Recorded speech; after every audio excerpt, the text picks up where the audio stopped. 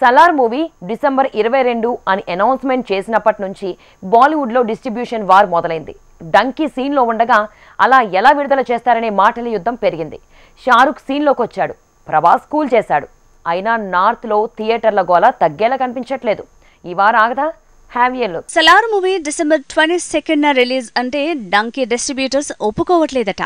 Theatres పంపకాల దగ్గర north లో పెద్ద దుమారమే చెలరేగేలా ఉంది. సీన్లోకి షారూఖ్ ఖాన్ కూడా రావాల్సి వచ్చింది. జవాన్, పఠాన్ లాంటి హిట్లతో 1000 కోట్ల వసూళ్లు రాబట్టిన షారూఖ్ డంకీ సినిమాతో రాబోతున్నాడు. అలాంటి తనతో ప్రభాస్ ఢీ కొట్టడానికి తన కారణాలు తనకున్నాయి. కానీ ఈ రిస్క్ చేయక తప్పదని, తను వస్తే ప్రభాస్ కి ఎంత నష్టమో షారూఖ్ కి కూడా అంతకంటే నష్టం వచ్చే ఛాన్స్ ఉంది.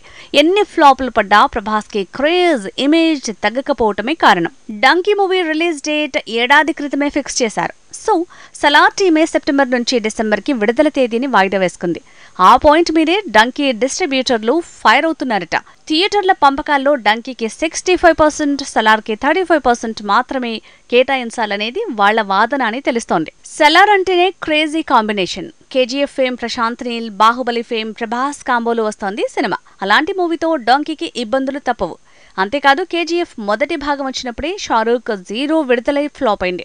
అలా చూసినా సెంటిమెంట్ పరంగా సలార్, డంకీ ఒకే రోజు పోటీ పడితే ఇబ్బందులు తప్పవనుకోవాల్సిందే.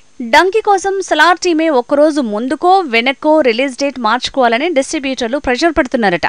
ఆల్రెడీ యష్ రాజ్ ఫిలిమ్స్ తో పాటు పెన్ ప్రొడక్షన్ కూడా రంగంలోకి దిగింది. అయితే సలార్ ని నార్త్ లో డిస్ట్రిబ్యూట్ చేసే అనిల్ థడానీ కూడా థియేటర్ల పంపకాల కోసం నార్త్ లో భారీగా ప్రెషర్ పెంచేస్తున్నాడనే వాదన కూడా పెరిగింది.